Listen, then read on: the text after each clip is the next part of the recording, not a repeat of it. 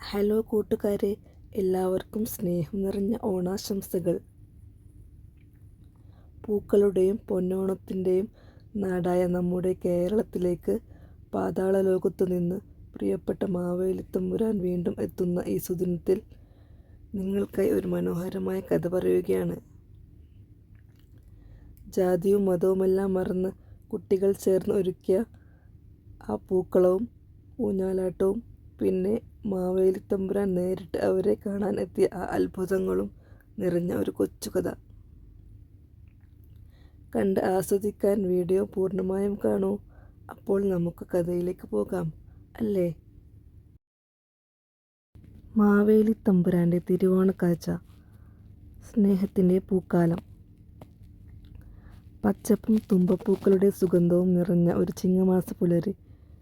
പ്രകൃതി മുഴുവൻ പൊന്നുടുത്ത് നിൽക്കുന്ന സമയം. ആകാശത്ത് ചെഞ്ചായം പടർന്ന ആ വെളിച്ചത്തിൽ ഗ്രാമത്തിലെ കൊച്ചു തറവാട്ടുമുറ്റം കുട്ടികളുടെ ചിരികളും വർത്തമാനങ്ങളും കൊണ്ട് മുഖരിതമായിരുന്നു.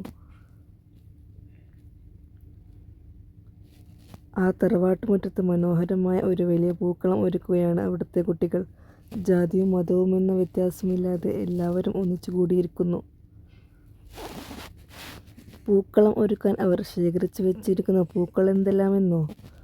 ശുഭ്രത തുളുമ്പുന്ന തുമ്പപ്പൂവും, നാട്ടിൻപുറത്തിൻ്റെ ഭംഗിയുള്ള കൊച്ചുമുക്കുറ്റിയും, ചുവന്നു തുടുത്ത ചെത്തിയും, തലയെടുപ്പുള്ള ചെമ്പരത്തിയും, നീലയും പർപ്പിളും നിറമുള്ള കാക്കപ്പൂവും, ശാന്തമായ മന്ദാരവും, കണ്ണിന് കുളിർമയേകുന്ന നീല നിറമുള്ള ശംഖുപുഷ്പവും, മഞ്ഞയണിഞ്ഞ പ്രൗഢമായ ചെണ്ടുമല്ലിയും, തുളസിത്തറയുടെ പരിമളം പരത്തുന്ന തുളസിയും, വർണ്ണപ്പൊലിമയേകുന്ന വാടാമല്ലിയും, ഇങ്ങനെ 10 തരം നാടൻ പൂക്കൾ ഓരോന്നായി നിരത്തി.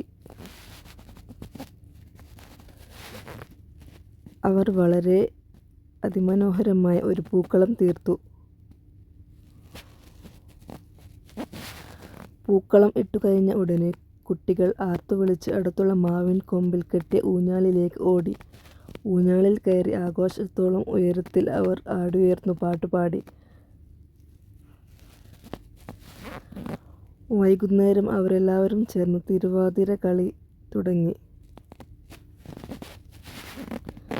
അങ്ങനെ രാത്രിയുടെ യാമങ്ങളിൽ പാതാള ലോകത്തു നിന്ന് പ്രിയപ്പെട്ട മലയാളികളെ കാണാൻ മഹാബലിത്തമ്പുരാൻ ഭൂമിയിലേക്ക് എഴുന്നള്ളിയെത്തി.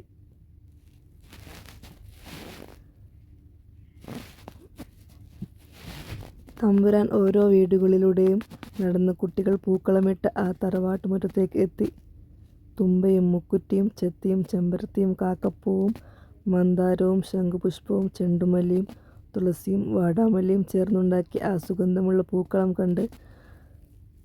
കണ്ട് തമ്പുരാൻ അത്ഭുതപ്പെട്ടു പോയി. തമ്പുരാൻ കുട്ടികളുടെ അടുത്തേക്ക് വന്നു. അവരുടെ തലയിൽ വാത്സല്യത്തോടെ തലോടിക്കൊണ്ട് തമ്പുരാൻ പറഞ്ഞു, എൻ്റെ പൊന്നോമനകളെ, നിങ്ങളുടെ മനസ്സുപോലെ തന്നെ മനോഹരമാണ് ഈ പൂക്കളവും. ജാതിയും മതവും മറന്ന് പരസ്പരം സ്നേഹിച്ചും ഊഞ്ഞാലാടിയും തിരുവാതിര കളിച്ചും നിങ്ങൾ നടത്തുന്ന ഈ ആഘോഷമാണ് എൻ്റെ ഏറ്റവും വലിയ സമ്പത്ത്. ഇവിടെയാണ് യഥാർത്ഥ ഓണം നിലനിൽക്കുന്നത്. ഓരോ വർഷവും തിരുവോണ നാളിൽ ഈ സ്നേഹത്തിൻ്റെയും സമത്വത്തിൻ്റെയും സന്ദേശവുമായാണ് മാവേലി നമ്മിലേക്ക് വീണ്ടും എത്തുന്നത്.